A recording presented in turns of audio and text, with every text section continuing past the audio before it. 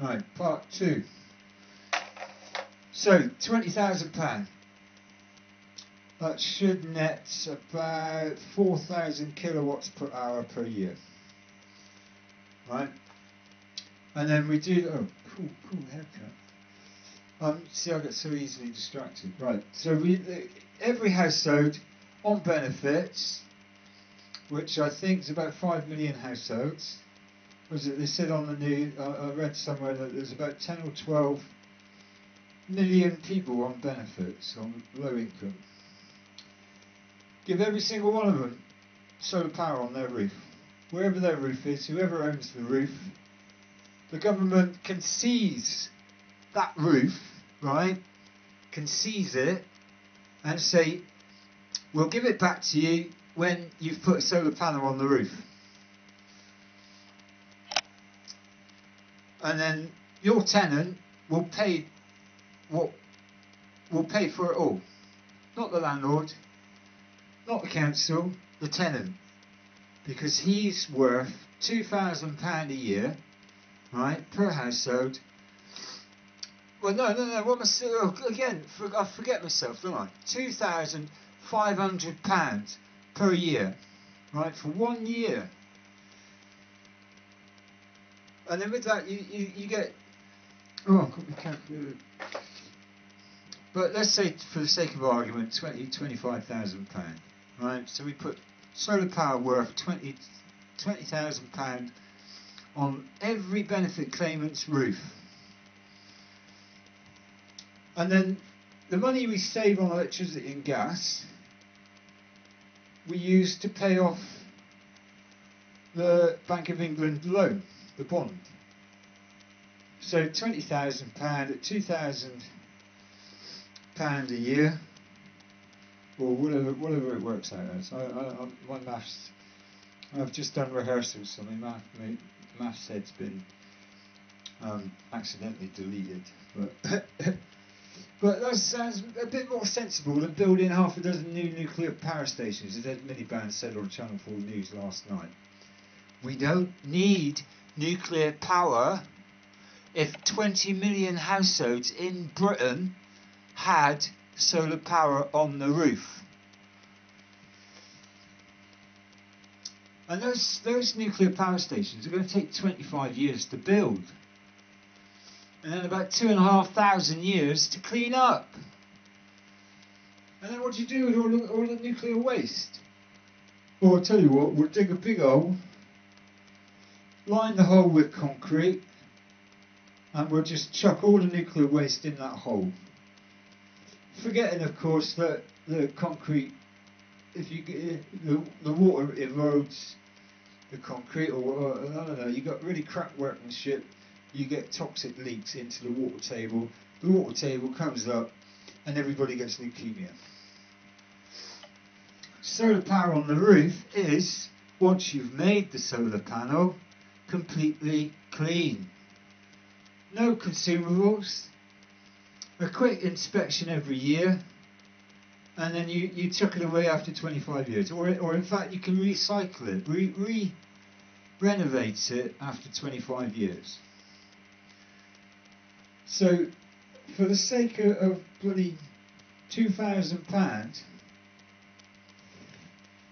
the government could save the world.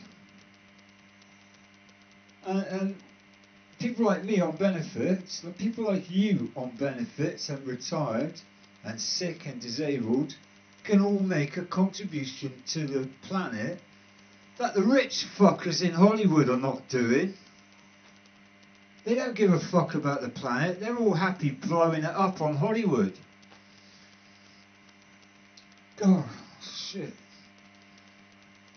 Maybe I should be a stand-up comedian. That'll be my next job. Okay, I'll make you a deal. If I fail to get elected to Parliament, I'll try and carve out a career as a political comedian. There you go. Got no material, got no bloody ammunition. And I wouldn't know a joke if you chucked it at me. Oh, duck! But yeah, fucking hell, man. It's just, you can ask me why do I want to stand for Parliament when the whole system is broken, corrupt, abusive, bankrupt, incompetent, stupid.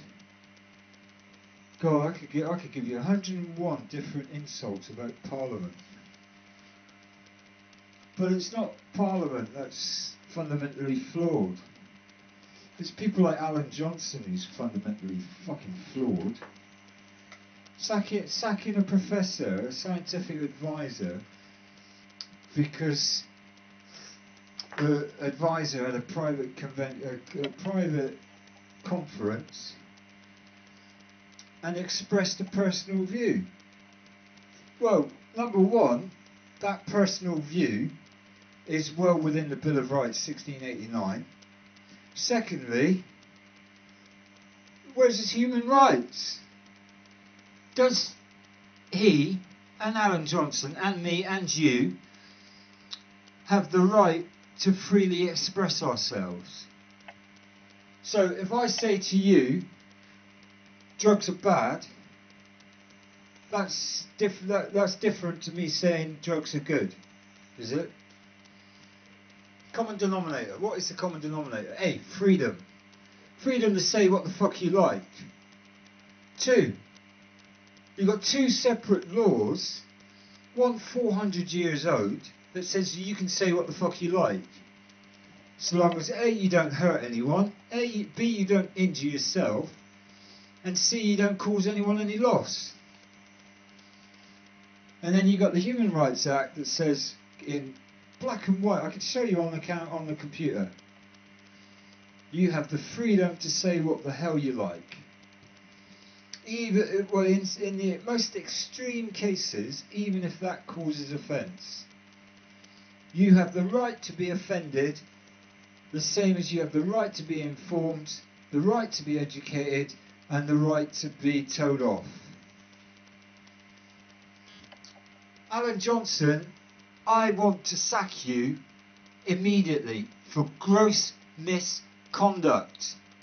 Just like Gordon Brown, just like Harriet Harman, just like David Cameron. I'm going to sack the lot of you because you're all bad governors.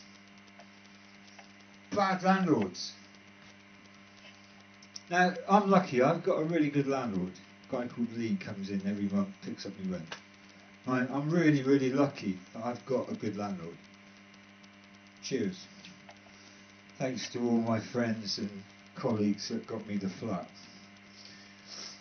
But people like Alan Johnson, Harriet Harman, Jackie Smith, Gordon Brown, they're fascist dictators. They don't give a fuck about you, or me, or anyone. They just give a fuck about themselves, their family, and their mortgages. That's all they give a fuck about. They don't give a fuck about us. If they did, they wouldn't come up with the Welfare Reform Act 2007. If they did, they wouldn't come up with the Employment Act 1984. They wouldn't read George Orwell's 1984. They wouldn't read Huxley's Brave New World because it fucks your head. You've got to stay focused on building a better future for all of us. That is the only thing that divides us from my dog, or the budgie, or the fish, or the birds. The fact that we human beings can plan ahead.